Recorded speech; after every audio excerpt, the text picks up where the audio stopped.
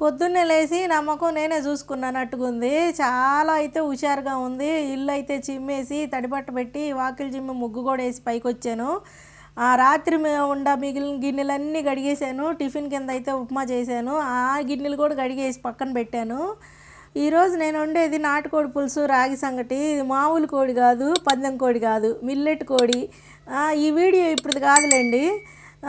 అయితే సంక్రాంతికి కోడి పందాల్లో గెలిచిన కోడి అని అంటాను అనుకున్నారా?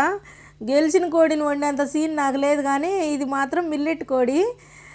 అసలు దీని వివరం ఏంటో చెప్తాను, వీడియో చూస్తూ ఉండండి, నెట్టేయి మాకండి.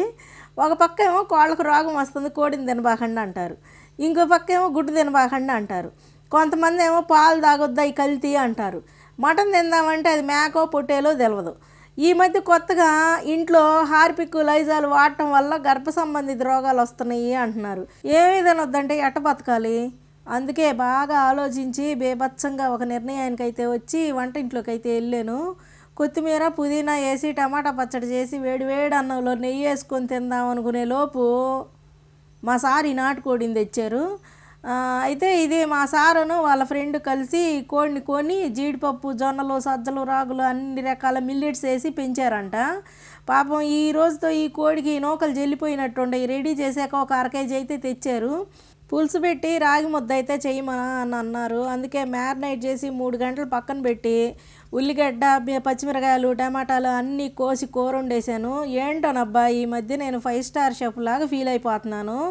యూట్యూబ్ ఛానల్ పెట్టిన కాడి నుంచి నా వంట నాకు భలే నచ్చుతుంది. ఇదివరకు వంట చేస్తే మాట కొట్టకుండా వంట పూర్తయ్యేది కాదు.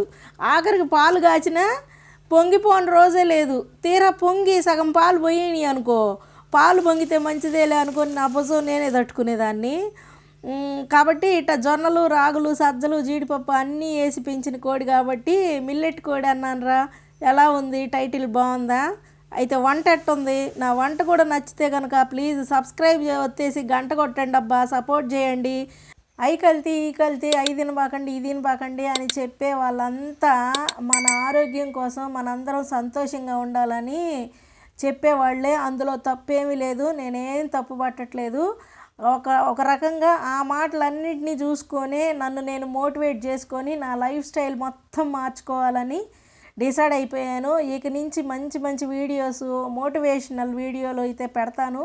నా ఆరోగ్యము, నేను పడిన బాధలు అన్నీ మీతో కాకపోతే ఇంక ఎవరితో షేర్ చేసుకుంటాను. ఇట్లాంటి హెల్దీ ఫుడ్ని కుకింగ్ చేసి చూపిస్తా. నేను ఎలా మారాను, నన్ను నేను ఎలా మార్చుకొని మోటివేట్ చేస్తున్నాను అవన్నీ ఈ వీడియోల రూపంగా నేను మీకు చూపిస్తాను. ఇది ఒక రకంగా చెప్పాలంటే చాలా హెల్దీ ఫుడ్డు. చాలా కష్టపడి ఒక పక్క వంట చేస్తా, ఇంకో పక్క వీడియోలు తీసుకుంటా. ఆ వీడియోలు మళ్ళీ స్టోరేజ్ చేసుకొని, ఎడిట్ చేసుకొని, వాయిస్ చేసుకొని వీడియోలు చేస్తుంటే యూట్యూబ్లో ఓ రోజుకి ఒక రూల్ వస్తూ ఉంటుంది. ఒకళ్ళేమో రోజు వీడియోలు పెట్టకూడదు అంటారు, ఇంకొకళ్ళేమో రోజు మార్చి రోజు పెట్టండి, రోజు పెట్టాలి అంటారు, కన్సిస్టెన్సీ అంటారు. ఏం అర్థం కావట్లేదు. కాబట్టి చాలా లేట్ అవుతున్నాయి ఈ వీడియోలు. ఇక మీదట ఏ ఊరు ఏమనుకున్నా కొన్ని యూట్యూబ్ రూల్స్ అయితే పక్కగా పాటిస్తాను నేను.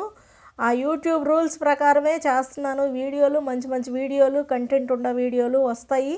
మన వీడియోస్ కనుక మీకు నచ్చినట్లయితే, నా వంట మీకు నచ్చినట్లయితే ప్లీజ్ అబ్బా ఒకసారి ఛానల్ని సబ్స్క్రైబ్ చేసుకోండి, విజిట్ చేయండి. Thank you for watching in this video.